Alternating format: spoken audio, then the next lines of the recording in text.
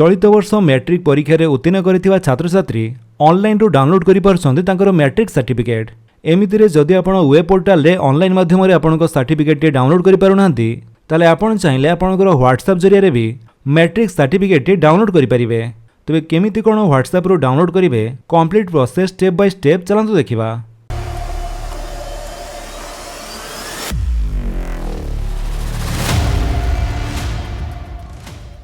तो सेथिपई आपणको मोबाइल रे गोटे नंबर सेव करिया पई पड़िबो। नंबरटी होची 7711058192। ए नंबरटी आपणको मोबाइल रे जेकोनसी गोटे नाम रे सेव करनियंतु तमाठरे डिजिटल सर्टिफिकेट लेखि सेव कर देले तापरे आपणकर व्हाट्सएप ओपन करंतु। देन व्हाट्सएप रे सर्च बार रे आपण सर्च करंतु आपणकर सेही नामटी जो नाम रे आपणकर सेही नंबरटी सेव करथिले। तमे जेहेतु डिजिटल सर्टिफिकेट नाम रे सेव करथिले तेणु आमे सेही नेमटी को सर्च करिबा।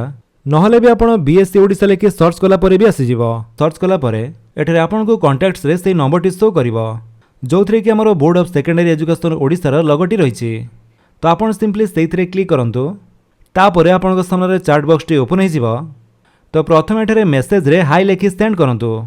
जेमिति आपण हाई लेखि सेंड करिवे आपनको रिप्लाई रे गोटे मेसेज आसीबो welcome to the digital certificate download service board of secondary education Odisha please provide me with your examination details to begin. तो एठरे आपनको एग्जामिनेशन टाइप चूज करिया पई पड़िबो एचएसएससी मध्यमा की एसयूएससी। तो जो टाइप रो एग्जाम देइचंती सेथिरे आपण क्लिक करंतु। तो हम एठरे एएचएससी को चूज करिबा। चूज कला परे मेसेज टी सेंड हे जिवो तापरे आपनको एठरो एग्जामिनेशन ईयर चूज करिया पई पड़िबो। तो हम एठी 2026 को सिलेक्ट करिबा। देन तापरे देखंतु दिया जायछि enter your roll number as per available in your admit card. तो एडमिट कार्ड रे जेमिति आपणकर रोल नंबर रहिछि सेमिति आपणकर रोल नंबर टी एठारे टाइप करंतु तापरे सेंड उपरे क्लिक कर दियंतु।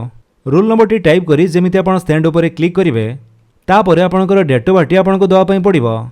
तो सठिक भाबरे आपण एई भଳି आपणकर डेट ऑफ बर्थ रो डेट मंथ एवं ईयर दे दियंतु। दे सला परे आपण सेंड उपरे क्लिक करिवे। Then please enter your 10 digit mobile number तापरे आपणकर मोबाइल नंबर टी दवा पई पड़िबो। तो ये आपन गोटे वैलिड मोबाइल नंबर देवे कहीं से मोबाइल नंबर को ओटीपी जीव। मोबाइल नंबर टी दे सारा परे आपन सिंपली सेंड उपरे क्लिक कर दियंतु। तापरे आपनकर से मोबाइल नंबर को गोटे ओटीपी आसीबो से ओटीपी टी आपन एठारे दे दियंतु।